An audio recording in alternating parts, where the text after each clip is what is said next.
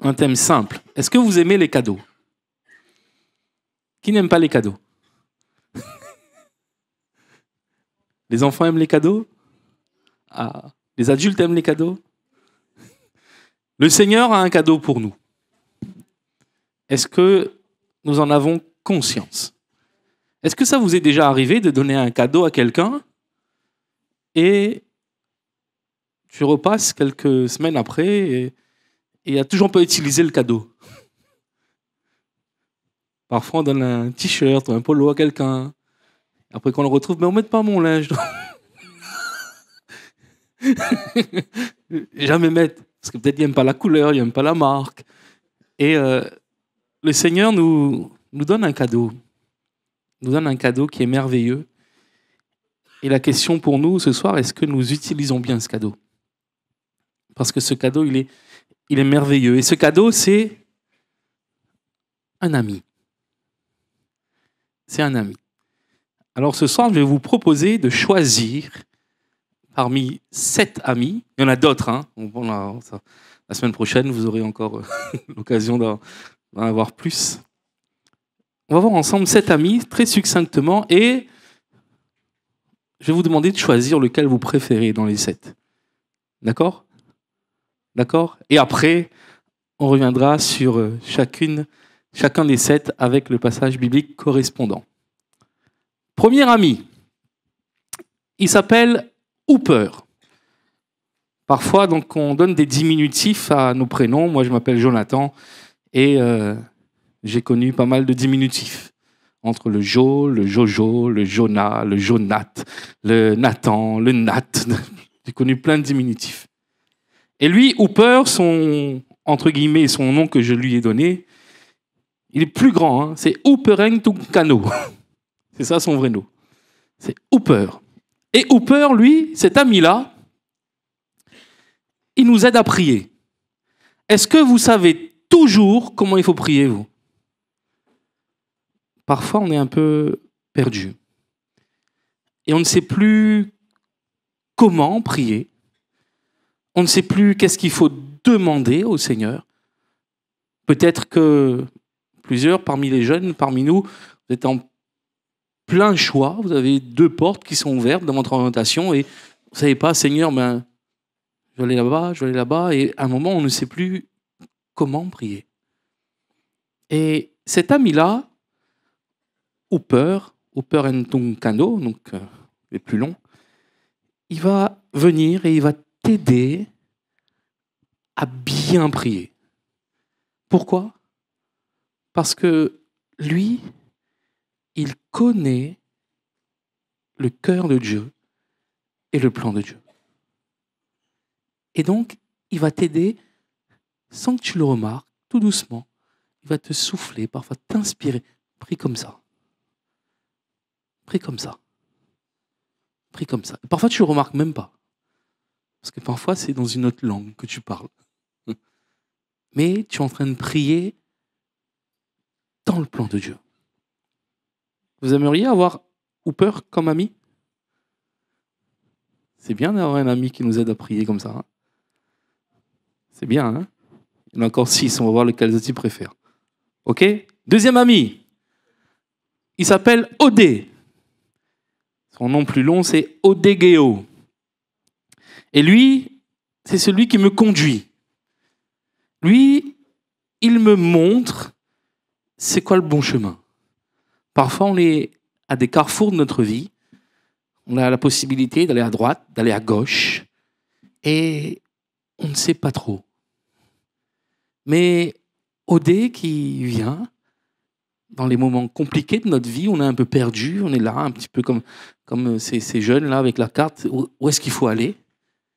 Odé, il vient, il dit, c'est là qu'il faut aller.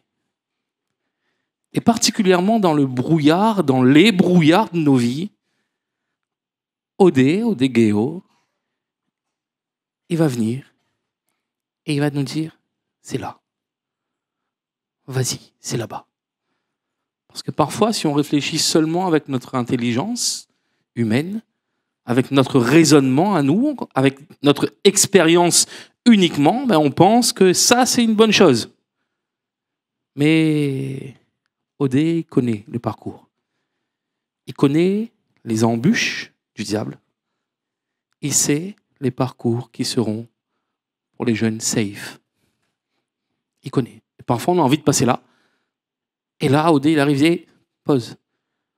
Peut-être que tu penses que c'est plus court par là, mais ce sera plus long. Passe par là-bas. Passe par là-bas. Et Odé, il vient et il nous aide et il nous guide. Vous aimeriez avoir Odé comme ami? Et lequel vous préférez dans les deux, là, du coup? Ah, il n'est pas choisi, alors. Troisième. Lui, c'est Upom. Son nom, c'est Upomimnesco.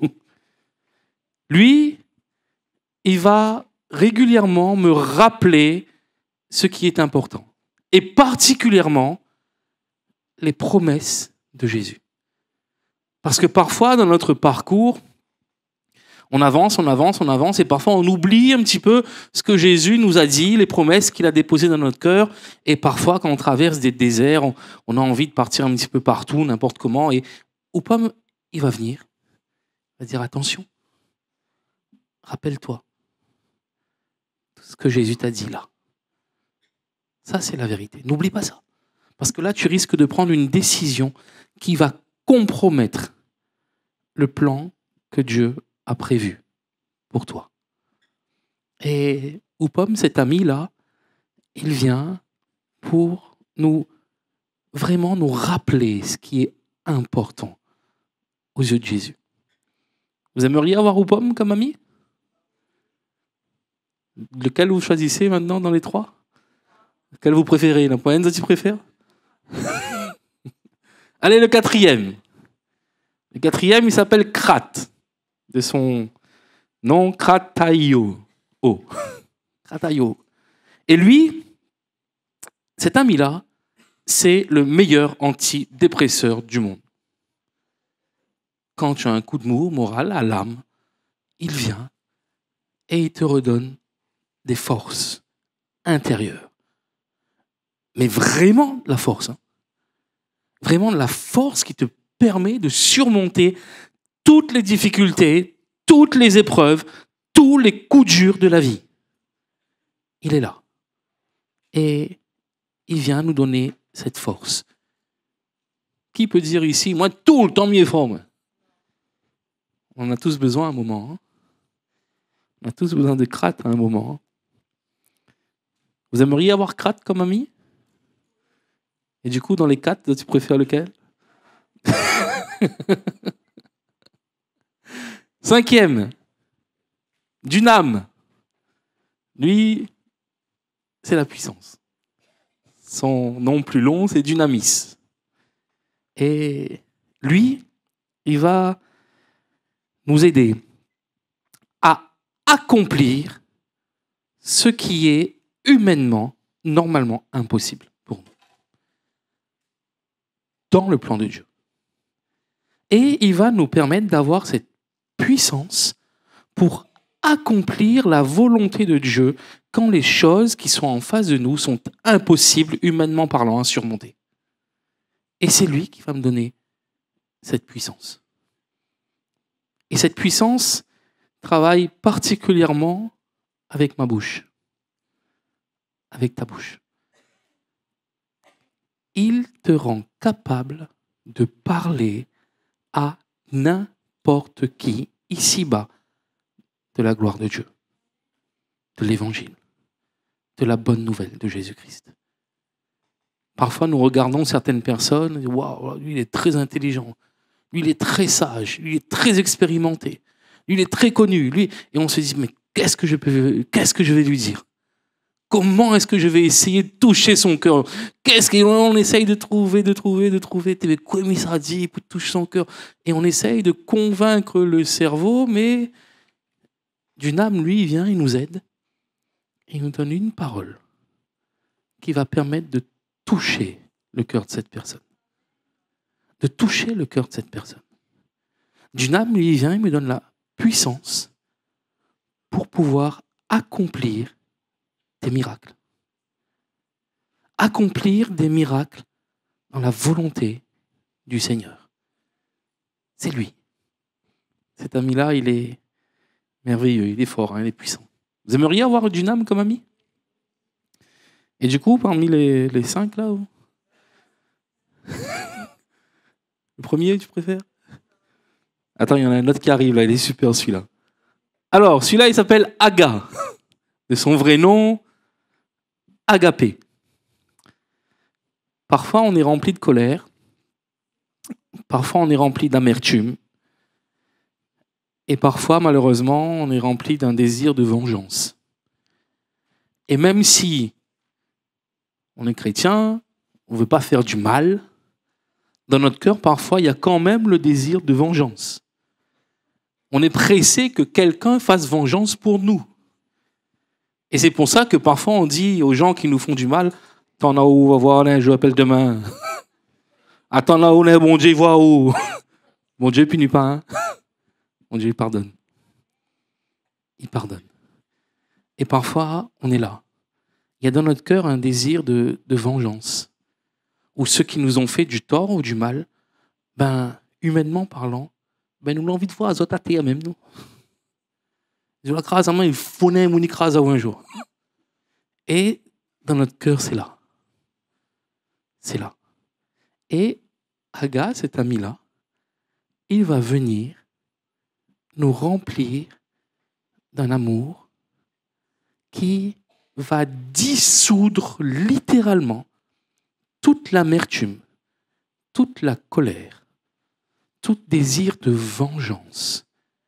Il va dissoudre ça dans notre cœur pour que notre cœur ne ressente que de l'amour, de la paix. De l'amour et de la paix. Vous aimeriez avoir Aga comme ami? Et lequel vous choisissez parmi les 6? Le 7e, le dernier pour ce soir, il s'appelle Parak. Parak, de son vrai nom, Paraklétos. Lui, c'est vraiment celui qui est toujours avec moi, au plus proche de moi, et qui m'enveloppe littéralement de sa présence. Celui qui me console. Le consolateur. Comme un peu cette maman que vous voyez sur cette image qui console sa fille. Parfois, nous avons besoin uniquement d'une consolation. Parfois, malheureusement, nous agissons donc mal. Et parfois, nous essayons, humainement parlant, d'apporter une consolation avec des mots. Mais cette consolation n'arrive pas chez l'autre. Parfois, nous essayons de consoler quelqu'un qui passe par un moment difficile, quelqu'un qui passe par le deuil, par exemple. Parfois, on est là, on leur dit « T'inquiète pas, tu vas le retrouver dans le ciel.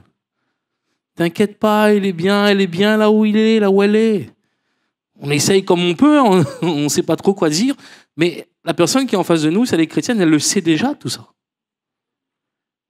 Elle est en train de vivre, son cœur est brisé, et elle a besoin, parfois, pas de mots, mais d'une consolation.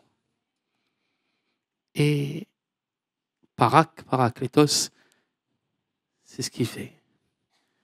Il vient nous envelopper de sa présence et envelopper notre cœur qui s'est brisé. Et il vient nous envelopper pour nous apporter cette consolation.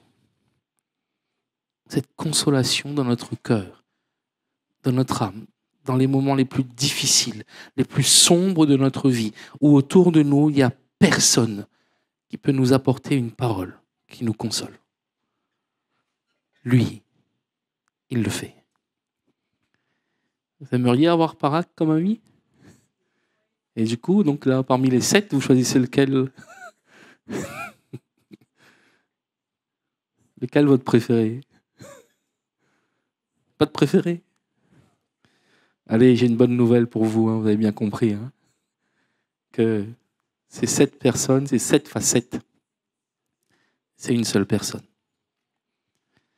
C'est une seule personne, c'est le Saint-Esprit. Il y en a d'autres de facettes. Hein. Je pense que vous allez voir aussi ça la semaine prochaine. Mais c'est cette personne, c'est cette facette du Saint-Esprit. La question qui revient, c'est est-ce que nous vivons réellement avec l'Esprit Saint? Est-ce que Hooper Ntunkano, il est présent dans ma vie, dans ma faiblesse, quand je ne sais plus comment prier? Est-ce qu'il est là? Hooper, du grec Hooper Ntunkano, celui qui nous aide. Romains 8, 26, de même aussi, l'Esprit nous aide dans notre faiblesse. Nous ne savons pas ce qu'il nous convient de demander dans nos prières, mais l'Esprit lui-même intercède par des soupirs inexprimables. Quand on ne sait pas prier, on ne sait plus quoi dire, il vient, il voit que même dans notre prière, on est perdu. Il vient et il nous aide. Il nous aide à recentrer notre prière sur le plan et sur le cœur de Dieu. Et sur le cœur de Dieu. Odé, du grec, odégéo, celui qui guide, celui qui conduit. Jean 16, 13, quand le consolateur sera venu, l'Esprit de vérité, il vous conduira dans toute la vérité. Car il ne parlera pas de lui-même, mais il dira tout ce qu'il aura entendu. Et il vous annoncera les choses à venir. Il nous conduit dans toute la vérité. Parfois, on est un peu perdu. On ne sait plus où aller, on ne sait plus quoi faire, on ne sait plus quel chemin prendre. Seigneur, on est un peu perdu. Et c'est là, par son esprit, il nous guide.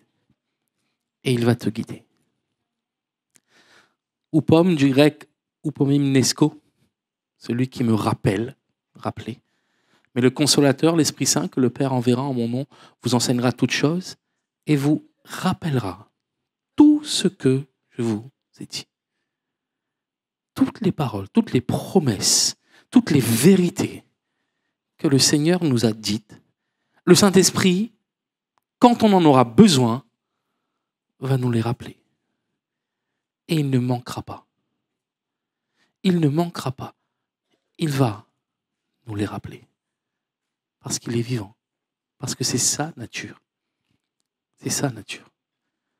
Krat, du grec krataio, celui qui me fortifie. Éphésiens 3, 14. À cause de cela, je fléchis les genoux devant le Père, duquel tire son nom toute famille dans les cieux et sur la terre, afin qu'il vous donne, selon la richesse de sa gloire, d'être puissamment fortifié par son esprit dans l'homme intérieur.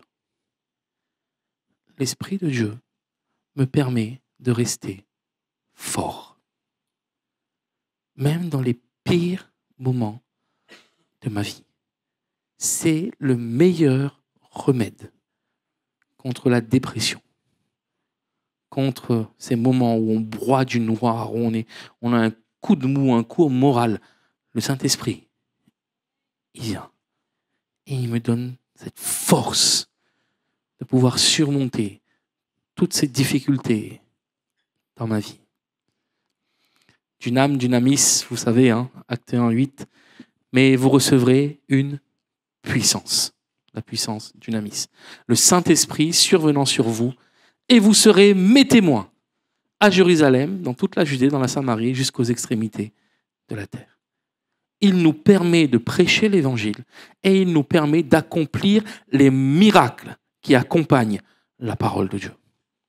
Et c'est cette puissance qui se révèle en nous et par nous, par le Saint-Esprit.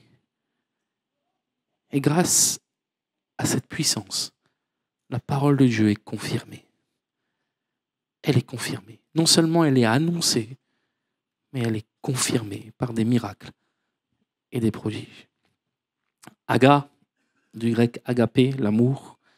Or, l'espérance ne trompe point, Romains 5, 5, parce que l'amour de Dieu est répandu dans nos cœurs par le Saint-Esprit qui nous a été donné.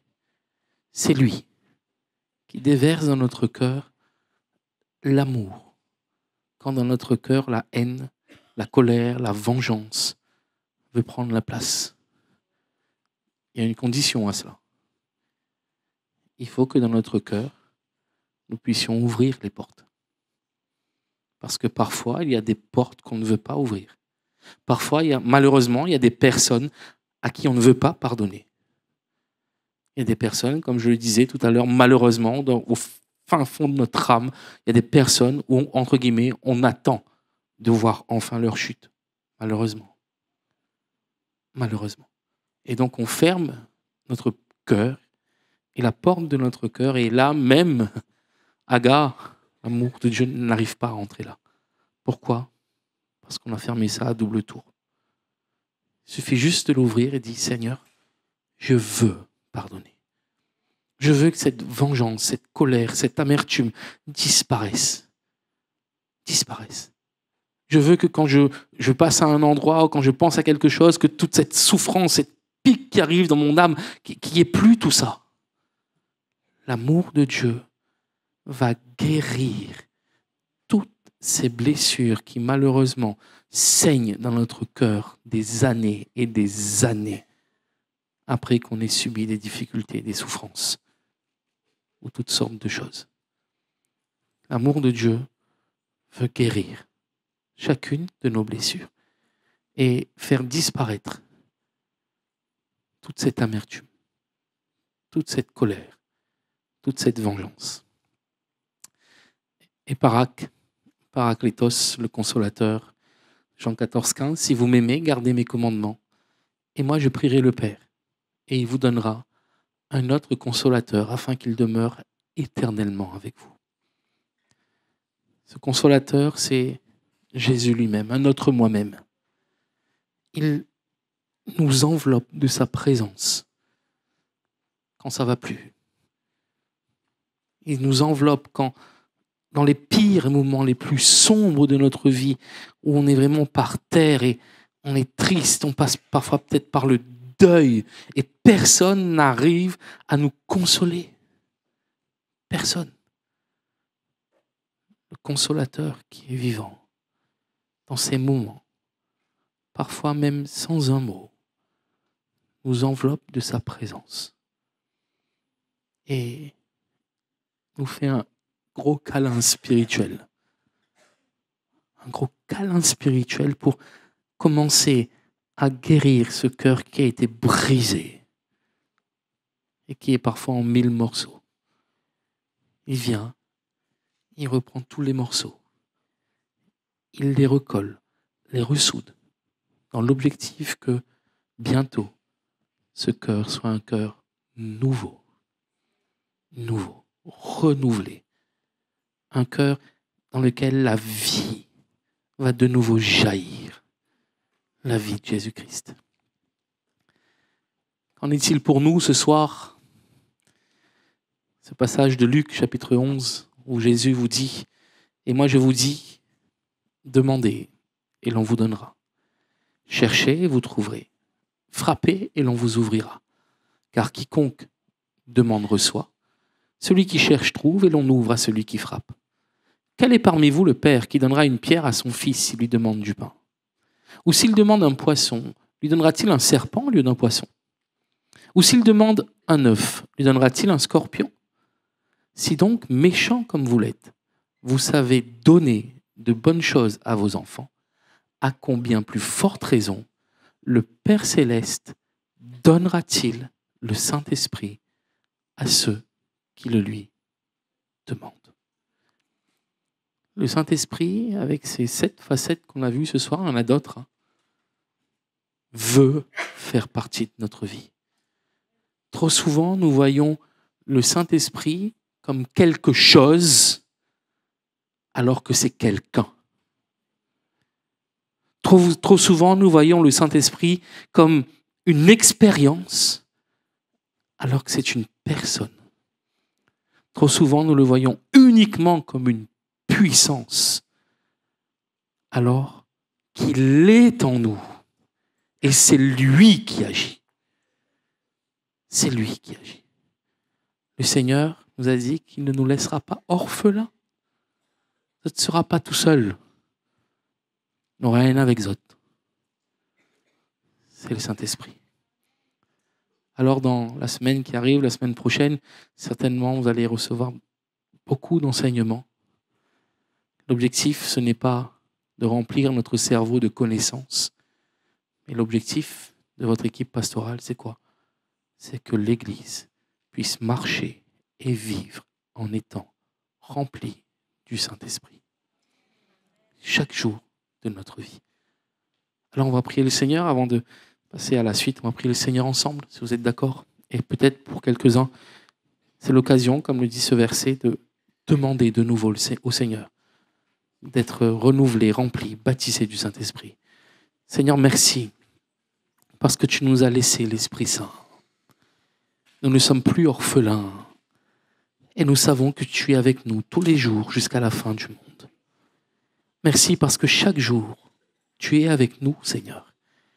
Et chaque jour, nous pouvons bénéficier d'une des facettes de ton Esprit Saint, Seigneur. Seigneur, merci. Merci parce que nous en bénéficions au quotidien, Seigneur. Et nous voyons ta main à l'œuvre, nous voyons ton œuvre dans nos vies et par nos vies, Seigneur. Je te bénis, Seigneur, et je te rends grâce pour mes frères, pour mes sœurs ici présents. Tu les connais, chacun d'entre eux, chacune d'entre elles. Tu sais exactement aujourd'hui quelle est la facette du Saint-Esprit qui a besoin d'agir dans leur vie, Seigneur, et dans nos vies. Alors je t'en prie, Seigneur, sois agissant dans nos cœurs, sois agissant dans nos vies, Seigneur. Révèle-toi, Seigneur, comme tu dois te révéler. Je sais que nous allons voir ta gloire. Je sais, Seigneur, que nous allons t'entendre. Je sais, Seigneur, que nous allons voir que tu es à l'œuvre, que tu es à l'œuvre dans nos cœurs, dans nos vies, autour de nous, Seigneur. Merci parce que tu vas renouveler la force de celui qui est abattu ce soir. Merci parce que tu vas enlever toute timidité afin que ta parole soit annoncée avec puissance. Merci parce que tu vas guider celui qui peut-être aujourd'hui est perdu et ne sait plus par quel chemin passer. Seigneur, merci parce que tu vas aider celui qui aujourd'hui n'arrive même plus à prier parce qu'il ne sait plus comment prier dans sa situation. C'est toi, Seigneur, qui va l'assister et qui va l'encourager. C'est toi, Seigneur, qui va rappeler les promesses que tu as dites à quelqu'un aujourd'hui, Seigneur. Parce que le désert par lequel il passe est en train de prendre, Seigneur, encore plus sur son cœur, sur ses pensées. Et c'est toi, Seigneur, qui va lui rappeler les promesses que tu lui as dites par le passé, Seigneur. Je m'attends à toi, Seigneur. Je sais, Seigneur, que tu es celui qui nous console, qui nous remplit d'amour, Seigneur. Rempli d'amour. Celui qui n'arrive pas encore à pardonner, Seigneur. Celui qui vit encore l'amertume et la colère quand les souvenirs surgissent. Je t'en prie, Seigneur, que ton amour se répande, que ton esprit soit à l'œuvre, Seigneur, et qu'il répande ton amour dans nos cœurs, dans nos vies, Seigneur. Nous nous attendons à toi. Nous savons que tu es bon et que tu es grand, Seigneur.